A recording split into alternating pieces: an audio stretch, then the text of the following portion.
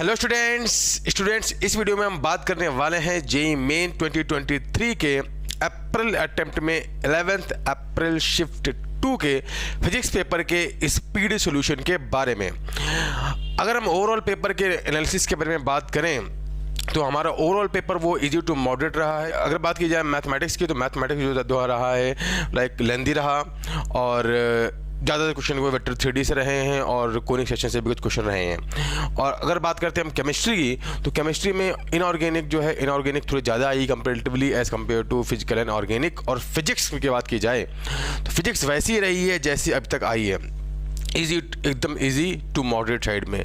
ज़्यादातर question formula based हैं। अगर आपने 11th-12th के फार्मूलाज जो टॉपिक्स के उनको अच्छे से रिवाइज करके गए हैं और उनके जो बेसिक क्वेश्चन आपने लगाए हैं तो आप आसानी से 20+ क्वेश्चन कर सकते हैं इन फिजिक्स।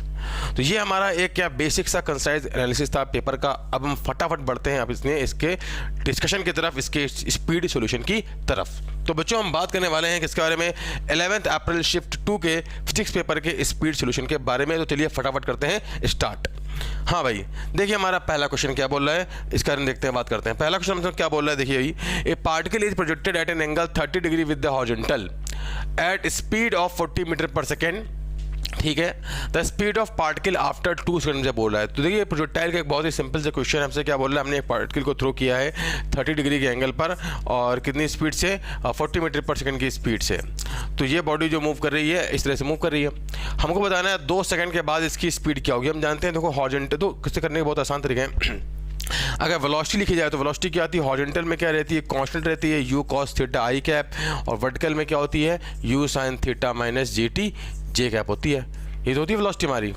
चाहे तो आप ऐसे लिख सकते हो या फिर ऐसे भी लिख सकते हो कि भैया हॉरिजॉन्टल में तो वेलोसिटी हमेशा क्या रहेगी ना, बनाता हूँ, हॉरिजॉन्टल में वेलोसिटी क्या रहेगी u cos थीटा, और वर्टिकल में क्या है ये मूव कर रहा है under gravity u sin theta ऊपर की तरफ और g किधर है नीचे की तरफ, तो ऐसे जाएगा और लौट के नीचे आएगा। इन दोनों का कॉम्बिनेशन है। ये रहेगी हमेशा u cos थीटा और ये रहेगी u sin theta minus gt। ये वही लिखा है u cos theta i cap u sin theta minus gt j cap. तो ये तो नंबर तो कांस्टेंट है। अब ये चेक कर लो कि भाई इस केस में हॉरिजॉन्टल में इसकी वेलोसिटी कितनी हो जाती है, वर्टिकल में इसकी वेलोसिटी कितनी हो जाती है at a time of 2 second. ठीक है भाई, तो इसके वर्टिकल में वेलोसिटी हम चेक कर लेते हैं कितनी होगी। देखो तो कितनी आएगी देखते हैं भाई यहाँ पर, तो कितनी आएगी लिखा जाए वी तो वी कितना बनेगा हमारा u sin theta minus gt। ये रहेगा u कितना है हमारा, u है हमारा कितना 4 और 40 सॉरी, और sin 30 बन जाएगा 1/2 माइनस g कितना है, g है हमारा 10 और t कितना है 2। तो ये हमारा कितना आ जाएगा 0। वर्टिकल वेलोसिटी कितनी आ जाएगी हमारी, देखो यहाँ से आ जाएगी, कितनी आ जाएगी भैया, ये वी लिखा हुआ है, कितनी आ जाएगी हमारी ये, दैट विल बी 0। तो इसका मतलब क्या है कि ये जो बॉडी जो है, ये जो body at a time of 2 second पे इसकी वेलोसिटी का वर्टिकल डायरेक्शन में कंपोनेंट 0 होने का मतलब है ये भाई साहब कहाँ पर होंगे, अपने टॉप मोस्ट पॉइंट पर होंगे। डन है भाई। तो और इस समय इनकी वेलोसिटी क्या होगी, हॉरिजॉन्टल डायरेक्शन में ही होगी और कितनी होगी u cos थीटा होगी। ये नंबर तो 0 गया, सिर्फ ये वेलोसिटी होगी, है ना। वर्टिकल में इसकी वेलोसिटी 0 हो गई, हॉरिजॉन्टल वेलोसिटी कितनी है u cos थीटा। इसकी वेलोसिटी लिखी जाए कितनी बनेगी भैया, इसकी वेलोसिटी क्या आएगी u cos थीटा बचेगी। तो वेलोसिटी क्या आ गई हमारी, u है हमारा 40, cos थीटा कितना हो गया √3/2, कितनी हो जाएगी 20√3 मीटर पर सेकेंड, है ना। और i क्या बता रहा है किधर वेलोसिटी है, हॉरिजॉन्टल में, तो कितना बनेगा 20√3 बन जाएगा। सिंपली क्या प्रोजेक्टाइल मोशन का एकदम सिंपल सा बेसिक क्वेश्चन आपने 11th में से क्वेश्चन किया होगा। नेक्स्ट क्या बोल रहा है, एसेशन इंजीनियर क्वेश्चन है, हमसे बोल रहा है देखिए the moving magnets in connecting pipe slows down. हाँ भाई ये बात सही है। अगर मान लो क्या है एक कनेक्टिंग पाइप है, उसमें अगर आप मैग्नेट पास कराते हो तो क्या होता है, when the magnet is passing through the conducting pipe, तो उसके थ्रू स्लो डाउन होता है, क्योंकि कंडक्टिंग पाइप पे क्या होता है एक्चुअली एडी करंट जनरेट होती हैं जो कि क्या नाम मैग्नेट के मोशन को क्या करती हैं, उसको अपोज करती हैं बिकॉज ऑफ लेंज लॉ। ठीक है ना, तो इस वजह से क्या होता है वो स्लो डाउन हो जाता है। तो ये हमारा असर्शन तो क्या है, करेक्ट है।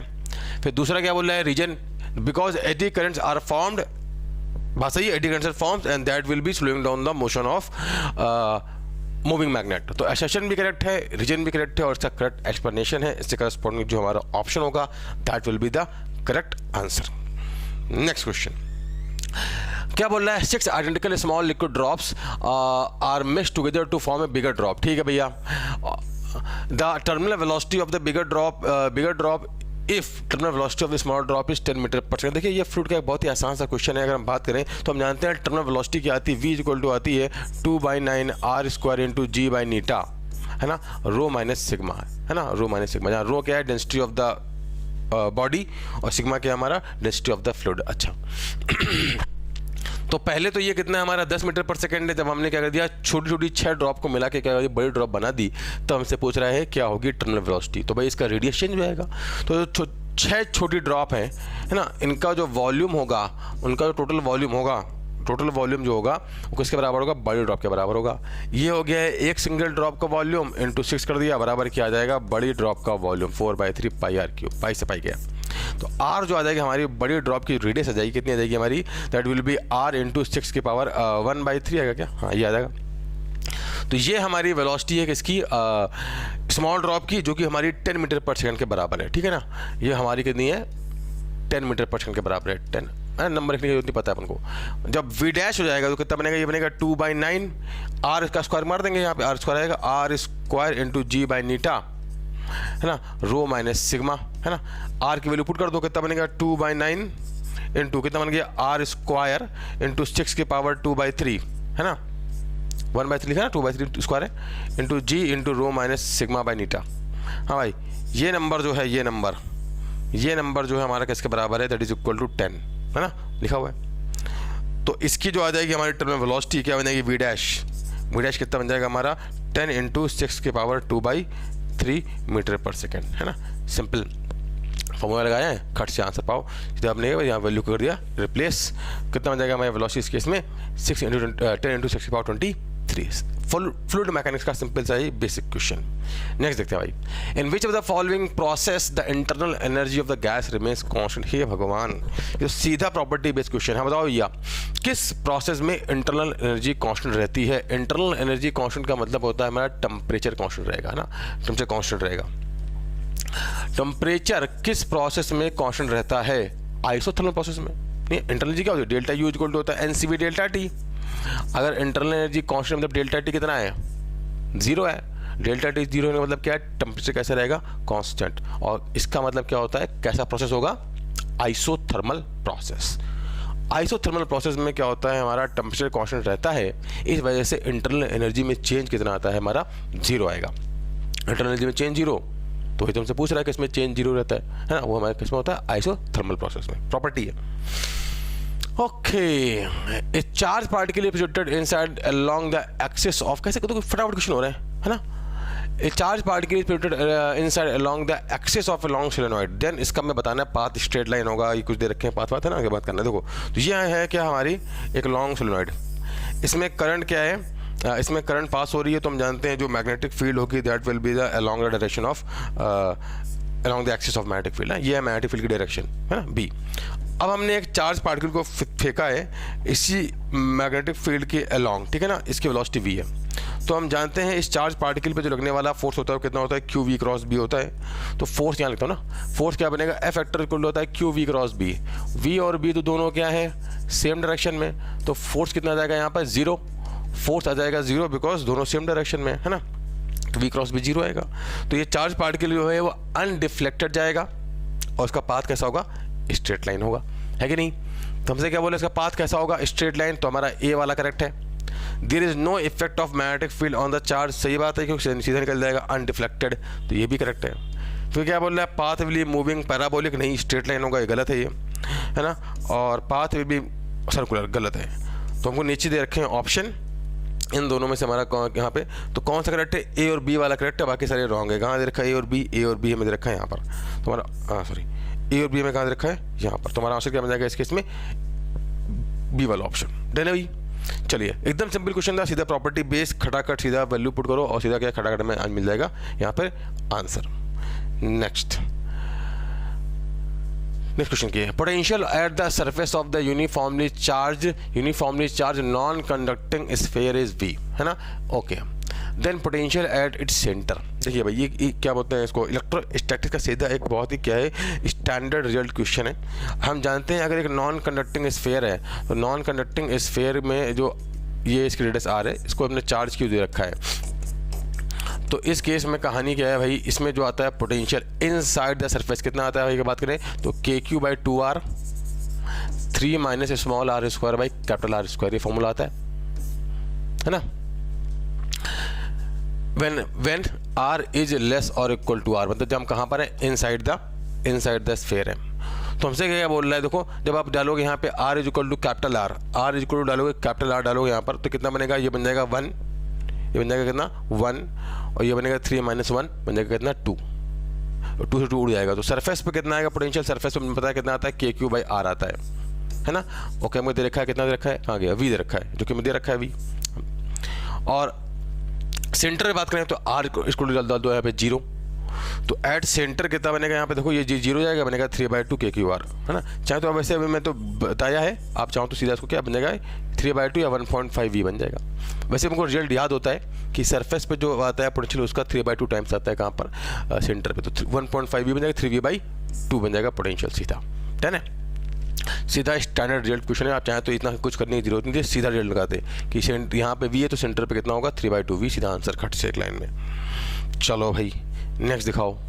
If the electric field vector eight an instant is given by 6.6 into power 6.6 Newton per coulomb J cap, the EM wave is propagating along the positive x direction, then B vector at that instant is given by। okay, देखो हम जानते हैं यहाँ पर कि अगर हम ये भी एक EM वेव का बहुत ही स्पेसिफिक क्वेश्चन इसमें बात की जाती है, क्या डायरेक्शन ऑफ इलेक्ट्रिक फील्ड या मैग्नेटिक फील्ड निकालने की, या फिर direction of propagation of wave निकालने की। हम जानते हैं कि जो स्पीड ऑफ प्रोपगेशन की जो डायरेक्शन होती है E वेक्टर क्रॉस, वो E vector cross B vector की डायरेक्शन के along, E vector cross B का जो कैप आएगा, इस वेक्टर का जो कैप आएगा उस डायरेक्शन में क्या होता है, हमारी the direction of propagation of wave होती है, ठीक है।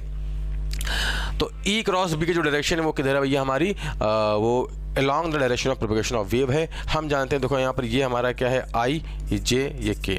हमको देखो यहाँ पर ये तो पता है भाई इलेक्ट्रिक फील्ड किधर है, इलेक्ट्रिक फील्ड किधर है, J कैप के अलॉन्ग है, electric field is along J cap. अब B की डायरेक्शन ऐसी होनी चाहिए, B की डायरेक्शन ऐसी होनी चाहिए जिससे कि हम क्या है, J में ऐसा कौन सा नंबर करें मल्टीप्लाई, कौन सा डायरेक्शन करें मल्टीप्लाई, जिससे कि हमें क्या मिल जाए, आई कैप मिल जाए। तो देखो हम जानते हैं J क्रॉस K क्या होता है भाई, आई के बराबर होता है, J क्रॉस K क्या होता है, आई के बराबर है ना। तो इलेक्ट्रिक फील्ड किधर है हमारा, J के अलॉन्ग है, इलेक्ट्रिक फील्ड अलॉन्ग J है, और ये हमारा क्या नाम, इसका नाम क्या है, is the direction of propagation of light, वो किधर है, along the direction of I cap है ना। इक्वलिटी तो क्या ही है। तो मैग्नेटिक फील्ड कितना होना चाहिए, आप बताओ मेरे को यहाँ पर कितना होना चाहिए, J cross K equal to i आएगा ना। तो magnetic field should be along the K cap, ये बात समझ में आती है कि मैग्नेटिक फील्ड हमारा किधर आएगा, वो K कैप वाला ऑप्शन हमारा आएगा।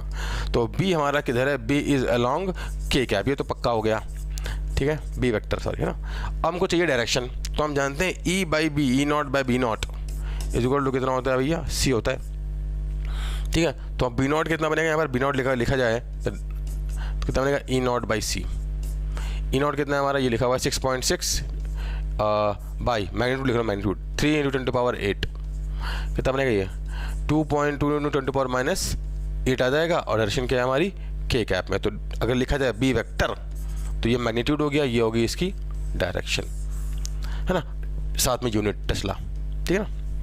तो क्या बन जाएगा 2.2 × 10⁻8 K कैप टेस्ला, कहाँ लिखा है, ये A इज द ऑप्शन, ठीक है ना। सिंपल कुछ नहीं किया, हमको बस क्या डायरेक्शन पता करनी थी, E vector cross B vector का जो डायरेक्शन होगा उसी डायरेक्शन में हमारा C कैप होगा, वो direction of propagation of wave होगा। इसके बाद हमने यहाँ से निकाल लिया B की डायरेक्शन, देन आफ्टर दैट इसका मैग्नीट्यूड, खत्म। वेक्टर में दो ही चीज़ें होती हैं, मैग्नीट्यूड और डायरेक्शन, काम फिनिश है ना।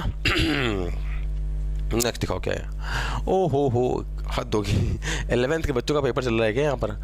A वेक्टर में दे रखा है, मतलब मैथ में जितना बच्चों को रुला रहे हैं फिजिक्स में और क्या है केमिस्ट्री में, ठीक है उतना ही कि थोड़ा सुकून दे रखा है कि नहीं। A वेक्टर कितना है, इतना A-B में दे रखा है, हमसे बोल रहा है B वेक्टर का बताओ मैग्नीट्यूड।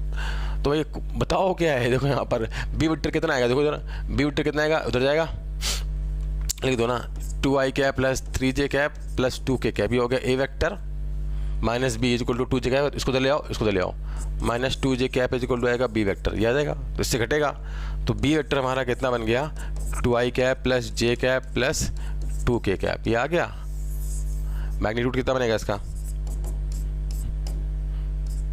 रूट के अंदर 2 का स्क्वायर प्लस 1 का स्क्वायर प्लस 2 का स्क्वायर, कितना बनेगा, 2 × 4 × 8 1 9, कितना बन गया 3 यूनिट्स, है ना, रूट लगाने पे। ठीक है, कहाँ गया 3 यूनिट्स। सिंपल वेक्टर का निकालना था हमको magnitude by finding B vector.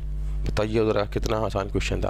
क्या बोला है, body is rotating with kinetic energy E. Okay, now if the angular velocity of body increase to 3 times of initial angular velocity then kinetic energy becomes, हद हो गई भाई, कितना आसान question है। काइनेटिक एनर्जी क्या है, हाफ आई ओमेगा स्क्वायर होती है ना, बाद में ओमेगा को कर दिया आपने कितना 3 टाइम्स कर दिया है। काइनेटिक एनर्जी क्या बनेगी, हाफ आई 3 ओमेगा स्क्वायर, है ना, कितनी आएगी 9 times of half I omega square बन जाएगी। ये था ई हमारा, तो अब बाद में कितनी जाएगी हमारी 9 ई हो जाएगी। एन कितना आ जाएगा सीधा यहाँ पे हमारा 9, सीधा फॉर्मूला और पुट द वैल्यू खटाखट। नेक्स्ट कहानी, तो देखो भाई, the resultant gate of the given circuit is, हमको यहाँ पे बताना है इसका रिजल्टेंट गेट। तो इस क्वेश्चन को करने के बहुत सारे तरीके हैं, एक तो बुलियन मैथमेटिक्स भी है, उससे भी कर सकते हैं सीधा, और ट्रुथ टेबल से भी कर सकते हैं। बहुत सारे बच्चे बोलते हैं ट्रुथ टेबल से करो, तो मैं इसको ट्रुथ टेबल से कर दे रहा हूँ। देखो फटाफट तो इसमें, हाँ भाई देखो कहानी, तो हम बनाते हैं इसका ट्रुथ टेबल और बना देखते हैं कहानी क्या बनेगा इसका ट्रुथ टेबल। ठीक है, ये है हमारा ए,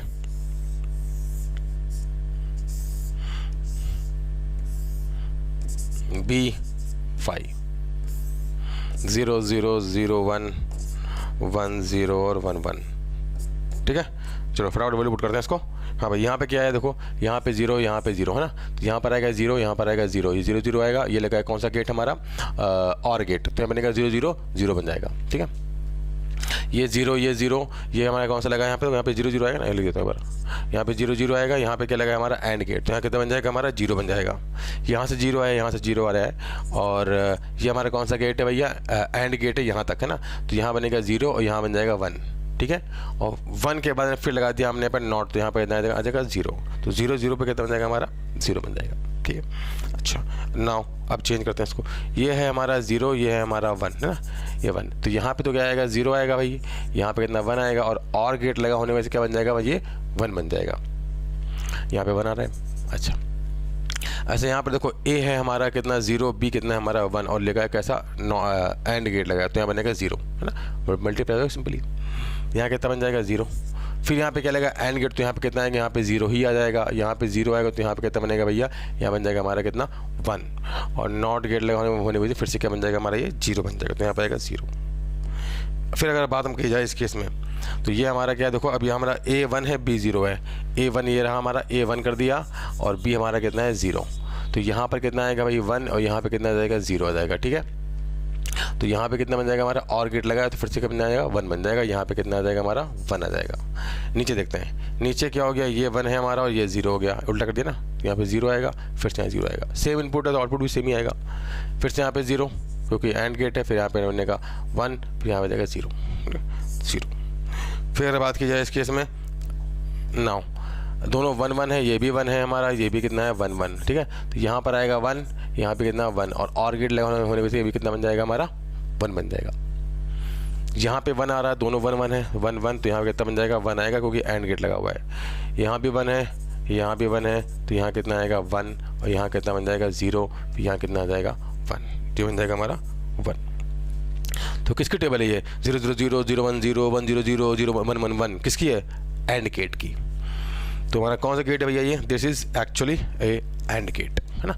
इसको बुलियन मैथमेटिक्स से भी कर सकते हैं, है ना, बट बच्चे बोलते हैं सर ट्रुथ टेबल से कर दो, तो ये रहा ट्रुथ टेबल इसका। ठीक है, next, if a nucleus is divided in the ratio of 1:2 की power 1/3, then the find the ratio of the velocity of the parts.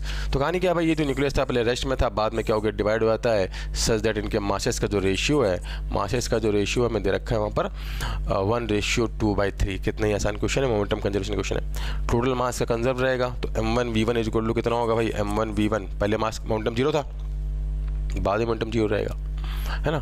तो पहले मोमेंटम में लेता हूँ p इनिशियल इक्वल टू बनेगा p फाइनल, ये 0 था, बाद में कितना हो गया m1v1, मान लेते हैं इसको m1 बोल दो, क्या दिक्कत है, इसको m2 बोल दो, ये आगे गया ये पीछे गया, तो माइनस m2v2, तो यहाँ से m1v1 इक्वल टू कितना आ जाएगा भैया, m2v2 आ जाएगा। तो इस केस में लिखा जाए, हमसे पूछ रहा है वेलोसिटी का रेशियो, तो v2/v1 कितना बन जाएगा, या फिर v1/v2 क्या बन जाएगा, देखो यार बन जाएगा m2/m m1 बन जाएगा। तो v1 बाई v2 कितना जाएगा हमारा इस केस में 2 की पावर 1/3 डिवाइड बाई 1। तो वेलोसिटी रेशियो में कितना जाएगा इस केस में सिंपली 2 की पावर 1/3 रेशियो 1 कहाँ लिखा है, रेशियो पूछ रहा है ना वेलोसिटी रेशियो, तो क्या बनेगा 2 की power 1/3 divide by 1। Simple momentum conservation का क्वेश्चन है, खटाखट सीधा वैल्यू लगाओ खट से आंसर। नेक्स्ट एक और देखो भाई question, find the power delivered by the force at the time of t = 10 second body start from rest. ये भी एक आसानी क्वेश्चन है। देखिए आपको यहाँ पे क्या है ना, सरफेस कैसा है स्मूथ है, गिवन नहीं है तो इसलिए क्या है, गिवन होता तो we can take as rough but it is not given, so we are taking as a smooth surface, ठीक है ना। तो अभी इस केस में क्या है, ये जो बॉडी है इस पर एफ फोर्स लग रहा है और ये बॉडी क्या है एक्सेलरेट कर रही है। हमको बताना है टाइम t = 10 सेकंड में कितना फोर्स कितनी क्या होगी पावर। तो पहले निकालना पड़ेगा फोर्स। इस फोर्स की वजह से इसका जो एक्सेलरेशन है वो है 1 मीटर पर सेकंड स्क्वायर। निकालना पड़ेगा पहले फोर्स, फिर टाइम t = 10 सेकंड पे निकालनी पड़ेगी इसकी वेलोसिटी, पावर क्या होगी f vector dot v vector, है ना। ठीक है, इतना करना पड़ेगा अपन को यहाँ पर। तो कहानी क्या बनेगी देखो यहाँ पर। तो इसमें इस समय फोर्स लग रहा है कितना, देखो एक तो f लग रहा है ऊपर की तरफ और एक नीचे की तरफ कितना लग रहा है mg sin थीटा। m कितना है 1/2 ग्राम लिखा है ना, तो 1/2 इंटू जी इंटू sin 30। मैं सीधा यहाँ पे वैल्यू पुट करूँ ना, mg इससे भी कर सकते हैं ना, सीधा बिना वैल्यू पुट किए sin 30। तो अगर इस केस में लिखा जाए f किलो में निकालनी है तो क्या बनेगा देखो, f माइनस कितना बनेगा ये g है कितना है हमारा 10 sin 30 1/2 तो बनेगा 10 है ये 1/2 5/2 बन जाएगा। f minus 5/2 is equal to mass into acceleration. Mass कितना है इसका, मास है इसका हमारा कितना 1/2 इंटू a कितना है हमारा 1, ठीक है ना। मैं सीधे मैथ कर दी मैंने। f minus mg sin 30 is equal to m into a कितना बन गया, f आ गया हमारा कितना 5/2 प्लस 1/2 आई थिंक बन गया हमारा ये 3 न्यूटन, है ना। तो जो फोर्स लग रहा है हमारा कितना है, दैट इज 3 न्यूटन। 3 न्यूटन का फोर्स लग रहा है और हमको फोर्स मिल गया। अब हमको चाहिए इसकी वेलोसिटी। तो इसकी अगर बात की जाए यहाँ पर तो कितना एक्सेलरेशन है, इसका जो एक्सेलरेशन है वो है 1 मीटर पर सेकंड स्क्वायर। तो कांस्टेंट एक्सेलरेशन से मूव कर रहा है, so we can apply equation of motion v is equal to u plus at। u कितना है हमारा 0, a कितना है हमारा 1, t कितना है 10। तो वेलोसिटी क्या आ जाएगी इसकी 10 मीटर पर सेकेंड। तो वेलोसिटी मिल गई, पावर फोर्स मिल गया। ये तो निकालना था अपन को, पावर क्या जाएगा भाई, पावर आएगा force vector dot f dot v होता है और दोनों क्या है सेम डायरेक्शन में, इसलिए f into v into cos 0 बताएगा। कितना बन गया 3 इंटू 10 कितना बनेगा हमारा 30 वाट, है ना। सिंपल कुछ नहीं करना था, फोर्स निकालना था जिसकी वजह से एक्सेलरेट कर रहा है, इसका इतना एक्सेलरेशन है। और इसके बाद हमें क्या करना था 10 सेकंड पे बॉडी की वेलोसिटी निकालनी है। आंसर नहीं है क्या, चलो भाई चलो। ओ हो इनको देखो, ये भी क्या है, ये बहुत आसान क्वेश्चन। क्या बोला, the density of the body depends upon the force applied, okay ठीक है, and the speed v and time of the motion t by relation given to us. यहाँ पे डायमेंशन फॉर्मूला का क्वेश्चन है, बहुत ही आसान सा क्वेश्चन है, आपने पढ़ा होगा क्लास 11th में, आई थिंक जब आपकी दूसरी या तीसरी क्लास में आ गया होगा, जब आपने 11th स्टार्ट किया था तब। Where k is a dimensionless constant, then find the relation of ABC नहीं बतानी है तो क्या दिक्कत है। रो इज इक्वल टू कितना है हमारा k इंटू f की पावर a, v की पावर b, t की पावर c। भाई दोनों साइड डायमेंशन फार्मूला सेम कर दो। डेंसिटी का कितना होता है ml की पावर -3, ml की पावर -3, t की पावर 0 बन जाएगा। That is equal to f क्या होता है mLt-2 इसकी पावर a, v क्या है LT-1 इसकी पावर कितना है b, और t क्या है t इसकी पावर c। हाँ बराबर करो था, m की पावर a, l की पावर कितना बन गया a प्लस बी ना, मैथ में देख रही हो a प्लस बी। t की पावर कितना आ गया, t की पावर आ गया -2a minus b plus c। That is equal to कितना बन गया m इंटू l की पावर -3 t की पावर 0। मैच करा दो। a कितना आ गया भैया 1, a1 तो कहाँ पर, ये बहुत में बंद रखा है a1। इसके बाद a plus B is equal to कितना आ गया हमारा -3, a1 है तो plus b is equal to कितना आ गया -3, -3 ठीक है -3। तो b कितना आ गया हमारे यहाँ से लिखा जाए तो b आ गया -4, ठीक है। यहाँ देखो -2a minus b plus c is equal to 0। तो -2a कितना बनेगा हमारा -2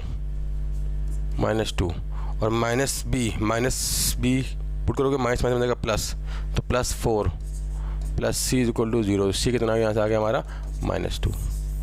ए है हमारा 1, बी है, ए है हमारा 1, बी है हमारा कितना -4 और सी कितना हमारा -2 का देखा है, पहले ऑप्शन दे रखा है A1 B -4 C -2। सिंपली बस कहना डायमेंशनल फॉर्मूला क्वेश्चन था, हमें दोनों साइड डायमेंशन करने बराबर और कहानी क्या हो जाएगी हमारी इसमें ख़त्म हो जाएगी। नेक्स्ट कहानी देखो। ओ हो proton and electron have equal kinetic energy. Okay fine, the ratio of the de Broglie variant of proton and electron is 1/x, find the value of x। de Broglie variant का बहुत ही आसान question है। देखिए हम जानते हैं de Broglie variant क्या होती है, लैम्डा इक्वल टू होती है h/p।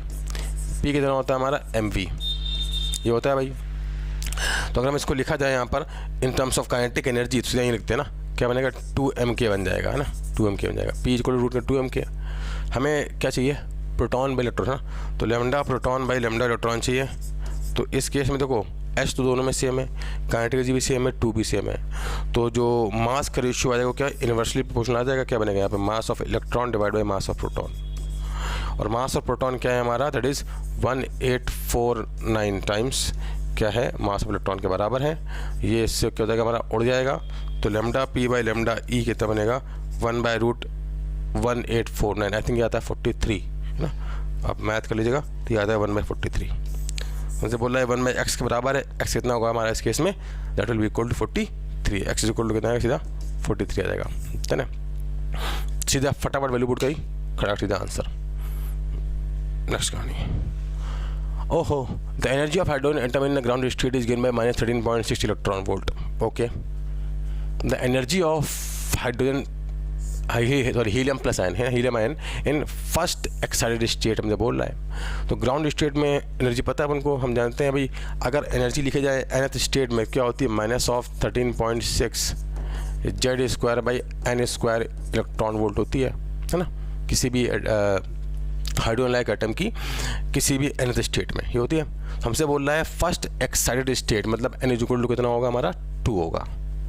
तो लिखें अगर यहाँ पर, तो सेकेंड स्टेट की एनर्जी आएगी -13.6 और जेड कितना है हीलियम के लिए 2/2 का स्क्वायर इलेक्ट्रॉन वोल्ट आएगी। ये तो इससे उड़ गया, तो एनर्जी क्या जाएगी -13.6 इलेक्ट्रॉन वोल्ट आ जाएगी। तो x कितना हम बोला 13.6 टाइम्स x कितना बन जाएगा हमारा इस केस में, x आ जाएगा 1, ठीक है ना, सीधा आ जाएगा हमारा 1। तो इतना आसान क्वेश्चन, मतलब क्वेश्चन डिस्कशन करने में भी क्या मुझे शर्म आ रही है कि क्या डिस्कस करूँ, डिस्कशन बताओ, इतना आसान। नेक्स्ट, ओके, थोड़ा ये भी आसान क्वेश्चन है। देखिए यहाँ पर क्या नाम इसका नाम क्या है, करंट इलेक्ट्रिसिटी का बहुत ही एक स्टैंडर्ड क्वेश्चन है। ऐसे क्वेश्चन आपने बहुत किए होंगे बहुत बार। सर्किट को पहले बंद करना, फिर सर्किट को ओपन करना, ठीक है। क्या बोल रहा है, for the given circuit diagram, है ना, for the given circuit diagram find the current I in the circuit, ठीक है। तो हमसे क्या बोल रहा है इस केस में, ये मैं सर्किट डायग्राम दे रखा है, हमसे बोल रहा है इस केस में आई की वैल्यू बताओ। तो कोई दिक्कत की बात नहीं। देखो यहाँ पर अगर देखा जाए तो पहले तो हम क्या करेंगे, जैसे यहाँ पर दिख रहा है सबसे पहले सर्किट को बंद करते हैं, सर्किट को करेंगे ओपन। अगर हम इस सर्किट को सॉल्व करना स्टार्ट करें तो देखो साथ साथ दिख रहा है यहाँ पर 2 और 4 आपस में किस में है, क्या नाम है इसका, सीरीज़ में है भाई। ये दोनों आपस में किस में है, सीरीज़ में। तो यहाँ बनेगा 6, यहाँ भी आएगा 6, ठीक है ना। तो इसको मेरे को फटाफट कैसे बनाते हैं, इसको करने का तरीका क्या है कि आप आसान भाषा में पहले सर्किट को बंद करते जाओ, फिर बाद में जब करंट फाइंड करनी हो तो उल्टा ओपन करते चले जाओ, ठीक है ना। तरीका देखिए, तो मैं फिर से इस डायग्राम को दोबारा फिर से बना रहा हूँ। यहाँ पर आएगा 2 ओम, ठीक है, यहाँ पर आएगा कितना 3 ओम, यहाँ आ जाएगा हमारा कितना 4, यहाँ कितना आ जाएगा हमारा 3 ओम, ठीक है ना। ये मैं दोबारा क्यों बना रहा हूँ, ताकि आपको क्या आसानी से समझ में आ जाए। 2, 3 और ये 3 है, ये कितना है 4 है, यहाँ पर 2 कितना है, यहाँ पर कितना है, यहाँ पे 6 ओम लगा है ना, 6 ओम ये लगा है, 6 ये लगा है और ये 6 लगा हुआ है, ठीक है। तो 6 से कितना बन जाएगा, 3 ओम बन जाएगा, यहाँ पर 3 आ जाएगा। और यहाँ लगी एक बैटरी ऐसे, अच्छा कितने की लगी बैटरी, 10 वोल्ट की बैटरी लगी है, ठीक है। ये बनेगा इफेक्टिव, ओम पता है, ओम लगा, ठीक है। फिर देखो ये 3 बनेगा 6, 3 बनेगा 6 सीरीज में है ना। फिर 6 और 3 आपस में किसमें पैरेलल में, कितना आता है 2 ओम आता है, ठीक है ना। 6 और 3 कितना आता है 2, तो यहाँ पर आएगा कितना 2 ओम। मैं फिर से एक बार बना रहा हूँ डायग्राम, क्योंकि अभी इसको हम बंद कर रहे हैं सर्किट को ना, बाद में ओपन भी करेंगे। तो यहाँ पे कितना आएगा, देखो यहाँ पर आ जाएगा कितना, यहाँ पर आ जाएगा हमारा ऐसे, ये लगाया 4 ओम, ये लगाया 10 ओम, 10 वोल्ट की बैटरी, और यहाँ पे आएगा 2 ओम। ये है हमारा कितना आएगा, यहाँ पर आ गया हमारा 2 ओम आ गया, अब ज़्यादा बंद करने की जरूरत नहीं है, बहुत बंद कर लिया, ठीक है ना, इतने में हो जाएगा काम। देखो सर, फिर ये 2 क्या बन जाएगा हमारे 4, 2 बन जाएंगे कितना 4 और 4 आपस में किसमें पैरेलल में, कितना आएगा 2 ओम आ जाएगा सर्किट का। तो सर्किट का नेट इफेक्टिव आर वो है हमारा 2 ओम। 2 ओम है तो सर्किट में करंट निकाल लो भाई, टोटल करंट कितनी आएगी 10/2 ओम, है ना, 10/2 कितनी आएगी 5 एम्पीयर की करंट फ्लो करेगी। तो पहली बात तो यहाँ से कितनी करंट फ्लो कर रही है, यहाँ से करंट फ्लो कर रही है 5 ओम एम्पियर, ठीक है, यहाँ से करंट आ रही है 5 एम्पियर। देखो ये है 4 ओम, ये लगा है 4 ओम, दोनों पैरेलल में ना, दोनों में करंट सेम जाएगी 5/2। तो इसमें कितनी करंट जाएगी भाई 5/2 करंट जाएगी, इसमें जाएगी 5/2 एम्पियर, इसमें जाएगी 5/2, ठीक है। अब इसकी बात तो करनी नहीं है क्योंकि इसकी ये तो 5/2 जाके इधर से आ जाएगी वापस, इसकी बात करनी है आगे जाके फटा डिवाइड होगी। देखो ये 5/2 यहाँ जा रही है, ये 2 ओम में जाएगी ना, 2 ओम में। अब ध्यान देखना ये 5/2 यहाँ से आ रही है, 2 ओम में भी जाएगी 5/2 आएगी। तो यहाँ पे देखो इधर आते हैं, यहाँ पे 5/2 जा रही थी ना, इसको हटाओ, इसकी बातें नहीं करनी है हमको, बात इतनी करते हैं। ये 5/2 इधर आ रही है, अब ये 5/2 जाके क्या हो दोनों में डिवाइड होगी, हमें उल्टा चल रहा है ना, अब करंट के लिए जा रहे हैं पीछे की तरफ। तो यहाँ पे कितना है 6 ओम, यहाँ कितना लगा हुआ है 3 ओम, ठीक है। हमको इसमें तो मतलब नहीं, हमको किससे मतलब है, इससे मतलब है ना, क्योंकि यही करंट आए तो यहाँ पे यही करंट जो है आगे जाके डिस्ट्रीब्यूट हो जाएगी। तो अब इसमें कितनी करंट जाएगी इसकी बात की जाए तो इसमें कितनी करंट जाएगी, देखो ये दोनों आपस में पैरेलल में, कितनी करंट जाएगी यहाँ पर, यहाँ लिख दूँ मैं, चलो यहाँ लिखता हूँ। इसमें कितनी करंट जाएगी, इसमें जो करंट जाएगी, कलर चेंज करने क्या, इसमें जो करंट जाएगी वो क्या हो जाएगी पैरेलल में जा रही है। तो यहाँ से कितनी करंट रही 5/2 लिख रहा हूँ, टोटल इसमें करंट जाएगी, टोटल करंट इनटू सामने वाले का रेजिस्टेंस कितना है 3 है, सामने वाले का रेजिस्टेंस कितना है 3 डिवाइड बाय दोनों का सम 6 और 3 9, कितनी करंट आ गई यहाँ पे 3 आएगा, कितनी करंट आ गई 5/6। तो इसमें कितनी करंट जाएगी भैया 5/6 एम्पीयर की करंट जाएगी। तो यहाँ पे क्या है 5/6 की, बाकी जो रिमेनिंग करंट उसमें जा रही है ना, अब निकाल लो जितनी भी आ जाए, हमको इससे मतलब है फिलहाल, इसमें जितनी भी आ जाए वो निकाल लो, दिस माइनस दिस कर दो जो भी आ जाए, आई थिंक 5/10 जो भी आए है ना। तो यहाँ पे 5/6 करंट आएगी। तो अब देखो यहाँ पे उल्टा जाऊँ और यहाँ से 5/6 निकलेगी इधर, बाकी रिमेनिंग करंट जो भी यहाँ से आ रही होगी दोनों मिलकर क्या 5/2 बन जाएंगे, इधर 5 आ जाएगी। अब इधर वापस आओ, यहाँ पर आओ, देखो यहाँ पर क्या है 5/6 करंट आ रही थी ना 3 ओम में, 3 ओम में 5/6 करंट जा रही थी, 5/6 करंट जा रही थी। अब ये 5/6 जब करंट इधर पहुँचेगी, देखो यहाँ पर क्या होगा, ये है यही 5/6 की करंट, तो क्या जाके इन दोनों में डिस्ट्रीब्यूट हो जाएगी ना। ये कितना है हमारा 6 है, ये कितना है 6, ये करंट दोनों में क्या हो जाएगी आधी आधी डिवाइड होएगी, क्योंकि दोनों क्या है, दोनों क्या है, दोनों का रेजिस्टेंस सेम है। तो इसमें कितनी करंट आ जाएगी भैया 5/12 और इसमें कितनी करंट आ जाएगी 5/12, है ना। 5/12 यहाँ से आया, 5/12 यहाँ से आया, बन जाएगा 5/6 और ये जो रिमेनिंग करंट यहाँ पे आ रही थी ना वो यहाँ से आएगी, दोनों मिलकर बन जाएंगे 5/2 और यहाँ से 5/2 जैसे आ रही थी, है ना। तो यहाँ से क्या 5 एम्पीयर की करंट आ जाएगी सीधा। तो मैंने सर्किट पूरा सॉल्व ही कर दिया, हमको सीधा इसकी वैल्यू चाहिए बस, खत्म का, है ना। तो भैया ये क्या समझाने का एकदम फटाफट तरीका मैं बताया मैंने आपको, ठीक है ना। अब यहाँ से जितनी करंट आ रही है वो निकाल लो भाई, दिस माइनस दिस कर दो, वो मैंने मैथ नहीं की, ठीक है। तो कितना आंसर आ गया हमारा 5/12 एम्पियर, है ना। इतना सिंपल तरीका बताया, पहले सर्किट को क्या किया, बंद किया, फिर बाद में सर्किट को किया ओपन करते चले गए करंट निकालने के लिए। 5/12 का है आंसर, फिनिश, ठीक है, आसान तरीका। अब इसमें करंट निकाल लेना, मैथ करना 5/2 - 5 वो तो कर लोगे ना, है ना, ठीक है। हाँ भाई देखिए क्वेश्चन क्या बोल रहा है, a ray of light is incident on the plane mirror as shown in the figure, find the deviation of the light ray in degree. तो क्या बोल रहा है इस केस में कि ये एक लाइट रे जो है यहाँ पे इस प्लेन मिरर पे गिर रही है, हमको बताना है इसमें कितना डेविएशन आ जाएगा। तो जब लाइट रे पे आ रही है तो हम जानते हैं जितने एंगल पे आ रही है उतने एंगल पे जाएगी, ऐसे एंगल कितना हो जाएगा हमारा 30 डिग्री, है ना। अच्छा इसको जाना चाहिए था कैसे, सीधे, है ना, ये कितना डेविएट हो गया, ये एंगल डेविएट हो गई है, डेल्टा कितना आएगा, डेल्टा टोटल एंगल 180 है, 180 में 60 करो सब्ट्रैक्ट, कितना आ जाएगा 120 डिग्री। तो डेविएशन इन द लाइट रे कितना आएगा हमारा, इस केस में 120 डिग्री आ जाएगा सिंपल। इसका फॉर्मूला भी होता है ना π-2i, उससे भी निकाल सकते हैं, ठीक है, सीधा स्ट्रेट बेस्ड फॉर्मूला से। नेक्स्ट वो कहानी क्या बोल रहे हैं, find the RMS speed of nitrogen at the 27 degree Celsius. तो भैया ये भी एकदम ही simple formula based question. V RMS क्या होता है भाई, हम जानते हैं वी आरएमएस होता है हमारा कितना, रूट के अंदर 3RT/m होता है ना, m क्या है मॉलिक्यूलर वेट। तो भाई यहाँ पे सॉल्व करना है, हमको 3R के लिए लिखेंगे यहाँ पर 8.314 नहीं लिखेंगे क्योंकि मैथ करना थोड़ा गड़बड़ हो जाएगा ना, क्योंकि यहाँ 3 दे रखा है, 25/3 लेते हैं ना मैथ करने के लिए, 25/3 और टी कितना है हमारा 300 केल्विन बाई कितना आ जाएगा हमारा 28, है ना, 28 ये क्या है हमारा, ध्यान देना 28 ग्राम में आता है ना, तो 10⁻³ से कर देंगे मल्टीप्लाई, ठीक है, ये इससे उड़ जाएगा। और अब ये ऊपर जाएगा, मैथ कर लेते हैं, यहाँ पर कितना बनेगा, तो यहाँ पर करेगा 25 ×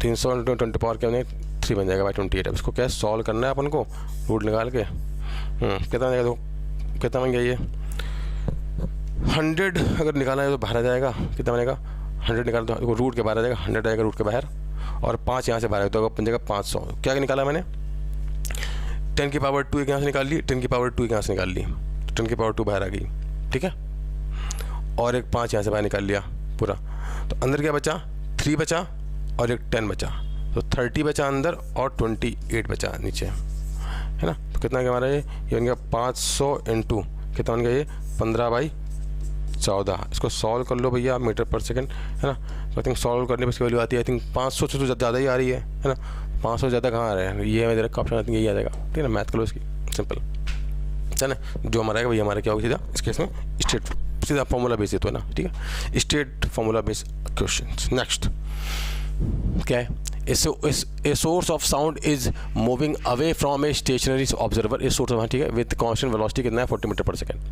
find the frequency heard by the observer if original frequency of the source is कितना है 400 हर्ट्ज है, and the speed of sound in air में रखा है यहाँ पर इस केस में 360 मीटर पर सेकेंड। तो यहाँ पे कहानी क्या है, देखो भाई ये सोर्स जो है, source is moving away from the observer, यहाँ पे एक ऑब्जर्वर है, तो वैसे मैं सीधा क्या है, तो डॉपलर इफेक्ट का ये भी एकदम आसान सा एकदम बकवास क्वेश्चन है। ऐसे क्वेश्चन आपने क्या है जब पढ़ते हैं ना डॉपलर इफेक्ट, तो वहाँ पे शुरुआत में ऐसे क्वेश्चन आते हैं। तो ये फ्रिक्वेंसी n0 इमिट कर रहा है, ये क्या सुनेगा n' सुनेगा, n0 v बाई क्या होता है v - vs होता है ना, ये होता है v - vs कब होता है, माइनस कब होता है जब ये सोर्स की तरफ, सोर्स ऑब्जर्वर की तरफ आ रहा हो, प्लस कब होता है जब ये दूर जा रहा हो, क्योंकि अभी दूर जा रहा है इसलिए यहाँ क्या आ जाएगा v + vs आ जाएगा, ठीक है। क्या बनेगा n' कितना आ जाएगा हमारा n0 कितना है 400 हर्ट्ज, स्पीड ऑफ साउंड कितनी 360, नीचे क्या बनेगा 360 + 40 बन जाएगा, आई थिंक बन जाएगा 400, ये इससे उड़ जाएगा। तो जो ये फ्रिक्वेंसी सुनेगा कितनी है कि हमारी 360 हर्ट्ज की फ्रिक्वेंसी क्या ये ऑब्जर्व करेगा, ठीक है। सीधा straight forward formula based question, खत्म कहानी, सिंपल क्वेश्चन था, है कि नहीं है। चलो भैया देखते हैं हमारा इसका लास्ट क्वेश्चन क्या बोल रहा है, देखिए यहाँ पर satellite is moving around the earth surface, how much minimum speed should around earth, है ना, how much minimum speed should be increase so that the it escapes from the earth surface, जी में रखा है। तो ये भी लोग ये भी एकदम क्या है, एक स्टैंडर्ड क्वेश्चन है, जितने क्वेश्चन आपको अभी तक दिखे सारे कैसे एक स्टैंडर्ड क्वेश्चन है एक्चुअली, जो आपको पढ़ाए जाते हैं अलग अलग केसेस में। तो अगर बात करें देखो कि अर्थ के सरफेस पर, ये अर्थ है, अर्थ के सरफेस पे जस्ट यहाँ पे क्या ना एक सैटेलाइट रिवॉल्व कर रही है, तो हम जानते हैं अर्थ के सरफेस पे जो सैटेलाइट रिवॉल्व कर रही है उसकी जो आएगी ऑर्बिटल स्पीड है ना v कितनी होती है, रूट के अंदर gm/r आती है, gm/r आती है, तो इसमें r से मल्टीप्लाई करते हैं, r से डिवाइड कितना बन जाएगा, यहाँ पर देखो ये लिखा हुआ है g, तो जो हमारी ऑर्बिटल स्पीड आ जाएगी कितनी आएगी, वो आ जाएगी रूट के अंदर gr आ जाएगी, है ना, ये ऑर्बिटल स्पीड है। अच्छा अब हमसे बोल रहा है कि हम उसको कितनी स्पीड बढ़ा दें एक्स्ट्रा कि इसकी जो ये अर्थ के सरफेस को छोड़ के चली जाए, तो भैया इस पॉइंट पे इसकी वेलोसिटी क्या होगी, रूट के अंदर 2gm/r होती है ना, जानते हैं, अगर वो r रेडियस के सर्कल में मूव कर रही है ना, r दूरी पर है अर्थ के सेंटर से, तो यहाँ पे r दूरी पर ही है, ये होती है इसकी वेलोसिटी, r से मल्टीप्लाई r से डिवाइड, ये क्या बन जाएगा रूट के अंदर 2gr बन जाएगा। तो अभी इतनी स्पीड है, एस्केप करने के लिए इतनी स्पीड चाहिए, कितने से बढ़ाना चाहिए, डेल्टा v क्या होगा, दिस माइनस दिस कितना बनेगा, √2gr माइनस रूट के अंदर gr कितना बनेगा, √2 - 1 √gr, है ना, सीधा ये हमारा क्या बन जाएगा, इंक्रीमेंट इन द वेलोसिटी क्या बनेगा, √2 - 1 √gr। तो ये हमारा क्या था इसका सोल्यूशन, ठीक है। तो बच्चों ये था हमारा ओवरऑल 11th अप्रैल शिफ्ट 2 का पेपर, बहुत ही सिंपल सीधा formula based straight case based question थे जो आपने क्लियरली क्लास में किए होंगे। अगर आपने रिवीजन कर रखे हैं, फटाफट रिवाइज करके आए हो एग्जाम के पहले, तो आपसे बहुत आसानी से हो जाएंगे। अब जिन बच्चों का पेपर आगे लगा हुआ है वो लोग क्या इस तरह क्वेश्चन एक बार जरूर देख के जाएँ, उनके लिए बहुत ज़्यादा बेनिफिशियल होने वाला है। हम मिलते हैं अपने नेक्स्ट वीडियो में, तब तक के लिए ऑल द वेरी बेस्ट।